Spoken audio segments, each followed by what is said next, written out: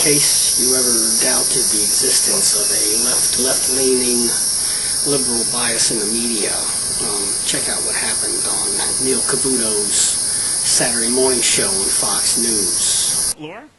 Well, you know, bad things come in threes. Last night, ABC examined the second sex story within the year, and there's going to be one more coming out possibly late summer, early fall. Always accused of being a right-wing network, even the mouthpiece for the Republican Party by most pundits on the other networks. Seems, however, like Fox allowed Democratic strategist Laura Schwartz to have her say. You're just teasing us. I am, and I'll say no more. I'll let ABC bring that one out. Oh, for God's sake. All right. Don't you think this is not only a dead giveaway of the media bias, but it even shows just exactly how the Democratic political machine fully has the aid of the media, and it uses them as the brush with which they paint you a picture. And?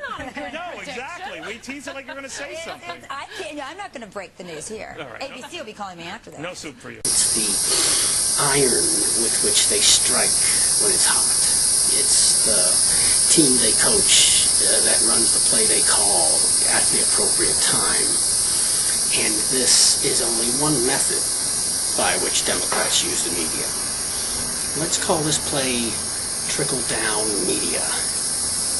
Slow trickle thing is ridiculous. ABC's loving it, though. They are loving it. First of all, why does ABC have exclusive rights to the list? And what makes Laura Schwartz privy to the info? You know what? Sex and politics? You know, who's surprised by this anymore? She don't seem worried at all about the repercussions of the news that she casually warns will be trickling down in the coming months. The thing that upsets me about the, or irritates me about the D.C. Madam thing is ABC's plan to release only the names of Republicans. On what Laura said was the hypocrisy grounds. And yeah, I think when you see that list come out, it's not just going to be all Republicans. Yes, this is a large list. They did it from the phone numbers, which I don't really agree with, because again, you don't know who made the call from that home. Right. Oh, but you know what? I'll tell you what, it's going to be a very quiet weekend in Washington, because the first person that throws that stone is going to hit them in the back. Come on, Laura. You're much too cute to do evil, wicked, mean, nasty things like this. If justice and disclosure and the sincere desire to keep the public informed were really the object of the mission, this D.C. Madams list would be reported in its entirety right now in kind of a we report, you decide fashion. But I know that's not how things go. The way things go is we report what we want, when we want, as it suits our Democratic friends, and you can go kiss ass. I really think the first wave will have little to no effect, because as long as there's no real moral hypocrisy or policy influence or anything with minors, really no effect. Now, assassination is against the law, but mere character assassination is not. The second wave, though, I think is going to be more interesting, because there's, you know, they're saying this is sort of like a B list. But like, let's say the lobbyists that are on this list, did they contract the services for someone else, a member of a committee, a member of Congress, what have you? Think about it. Nobody up on the Hill really wants the list to be made known, even if they know they're not on it. But maybe their buddy's on it. Maybe they know he's on it. So they don't want to get caught up in the political firestorm and then end up as collateral damage just because they tried to protect their friend. There's a lot of down and dirty, shady dealing going on here. Guess that's why they got you for the job, Laura. You shady lady, you. Gotta give you props, though. Just goes to show, always respect your enemy, in order that you won't be blinded by their capability and their skill.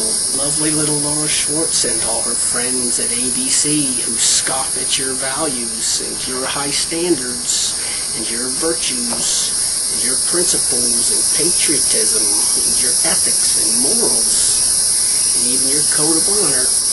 people of this great land. But I'm more concerned with the adultery. I think the marriage contract is an important contract. Know that they can exploit these qualities within you.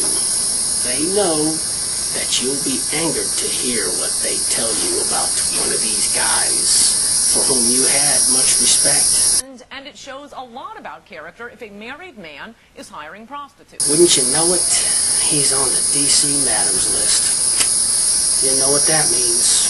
How disappointed, how demoralized and disillusioned and let down and angered and hurt you must feel.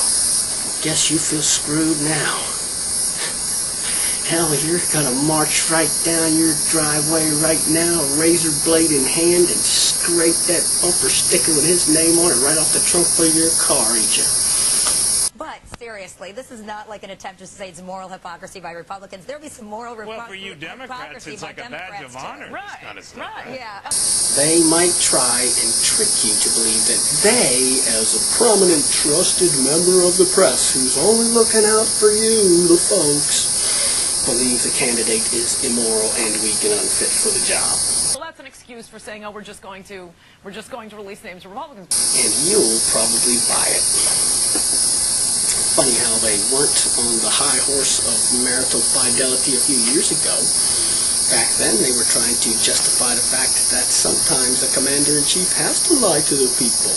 Of course, Hillary, that is Mrs. Bill Clinton, is reported to have weathered all the bills running around. Well enough, in fact, to make her own bid for the White House, by the way. And if she wins, guess who's going to be First Lady? Same guy who was the first black president. Remember? Ever since their first term in office, they promised you get you 2 for 1 when you vote for them. Because Democrats support adultery. And After all, it didn't affect how well Clinton did his job. When it's to Laura Schwartz's tactical advantage to leak a name or two, because we'll never see the entire list, because face it, many of their guys are on it too. Conservatives out there will be complaining how you can never find a candidate you admire and respect, so you'll go hold your nose and vote for one of them. Because at least the Democrats want to get out of Iraq, and if it wasn't for the Republicans, there wouldn't be no illegal, immoral war for oil, because the war that's being fought right now is not really a war on terror. George W. Bush's war is just a bumper sticker war. Ask John Edwards. Ask his fans, who, although they hate lying, cheating, reptilian trial lawyers, admire him for his convincing arguments and dashing good looks and charm. And, if need be, he can communicate with the deceased.